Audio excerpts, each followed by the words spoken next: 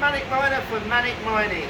This will be a short video tonight on the update of our Subzero project, Subzero cooling project.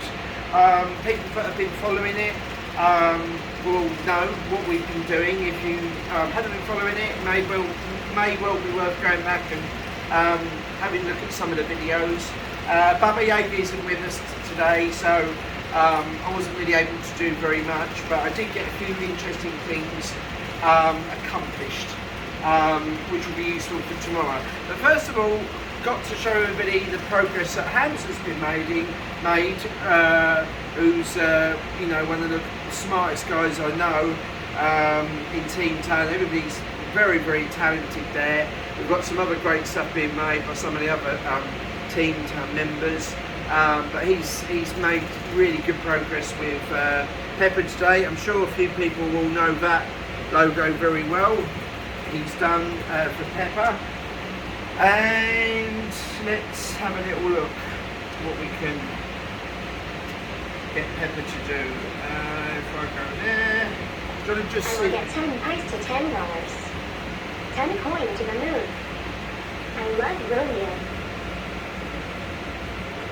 Yeah, so again, people have been following the Pepper project. Romeo is a much bigger version of Pepper and is Pepper's boyfriend. So, you know, in time to come, we hope to have a Romeo here as well.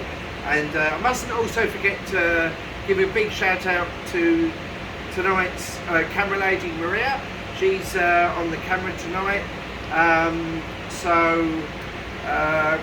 I'm not quite sure what else we could get Pepper to do. We did have him moving around earlier, but again, there you go. See the way that worked to my sensor. So I'm not sure what else he did. I think Hans got it shaking hands. Yeah, there you go. So yeah, he's done some good work on that today. Anyway, let's move on to the Subzero cooling project. Everybody will remember who's been following the project. We had a bucket of water inside the modified PC. We've changed that now to a more standard water cooling reservoir. Do you want to just bring the camera over here, Maria, and I'll just show you? First of all, we'll remember the bucket reservoir was at about -11C. It's now back to -26, and it's because, as we all knew, you know, with that volume of water, there's a lot of water there to cool down. So a lot of the cooling was lost in having such a high volume of water in it. So as I said, we've changed that now to the standard water cooling reservoir. Do you want to just sort of go around there, Maria, and then I'll just show you.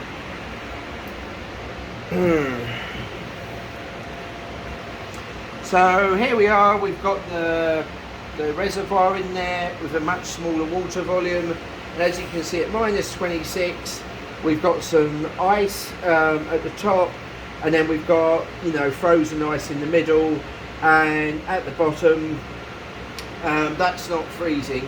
And you know, the main issue is there we've got no circulation going on, because I can't use the pump on the bottom of this reservoir, because obviously that's going to pump it up through the top, and then that would, you know, go straight through to the water block. So I can't do that, so I've got the evaporator in there.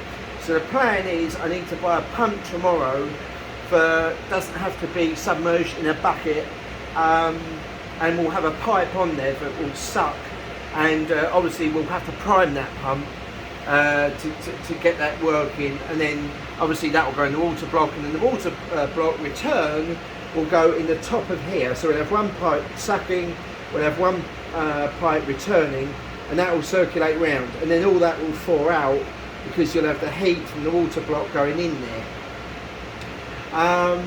And you know, if you know, that's obviously on the small compressor. We've got the bigger compressor over here that we saw last night. If I was to put that in there, then the whole thing would freeze solid, and that's where, if we have a little look down here, that's where the antifreeze would come in handy. We would put that in there. But I think even with the big compressor, with the heat from the water block, it probably won't freeze. Maybe it will, maybe it won't, I don't know, because you've got a very, very small volume of of water there, and you've got a freaking great big compressor, and probably not that much heat output for that one card. If it was 8 cards, obviously, or 6 cards, or 2 cards, that'd be a different story. But one, you just don't know, and that's what we have to do. We have to test, we have to learn, we have to figure things out, and then work out what to do next. So that's much more successful over in the bucket reservoir with too much water volume. That's the correct volume, because we've got minus 27.5. We've got stuff freezing in there. This thermometer is very, very bad.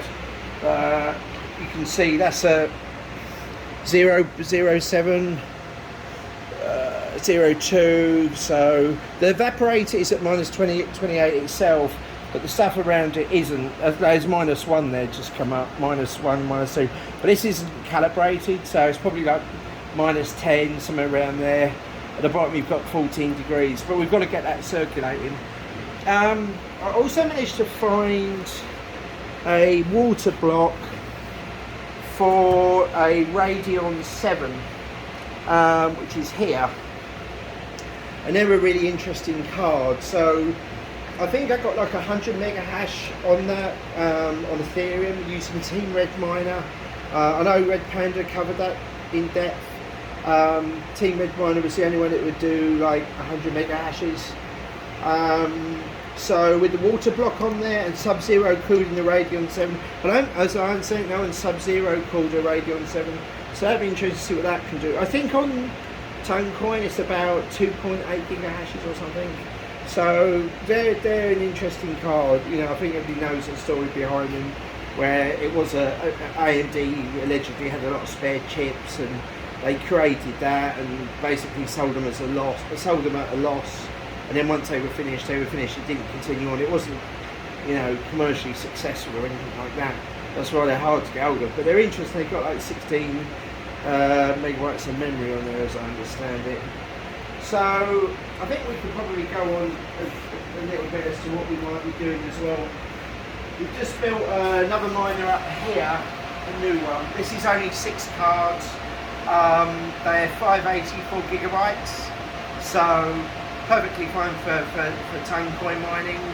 Probably get maybe 6 gigahash, or say 5 gigahash on 6 cards.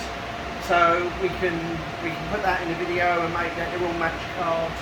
And I also did another one as well with 8, so we can bring them in.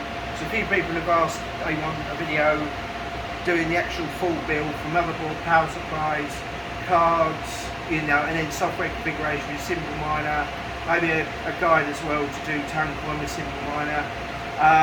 Thank you very much for some of the comments left on the YouTube videos. A few people have said as well, if you put in the comments what you would like to see, what you'd like to see done better perhaps, this is all kind of new. Yeah, that would be a big help. But other than that, just a big shout out to everyone on Team Tone. I'm very proud to be part of all of that. That's really, really exciting to be involved with everything they're working on. And obviously there'll be a video again tomorrow. As I said, keep those comments coming in. Don't forget to subscribe. I'm getting tired. Don't forget to subscribe, and tune in for tomorrow night's video. And just wish you all the very best, and see you next time, folks.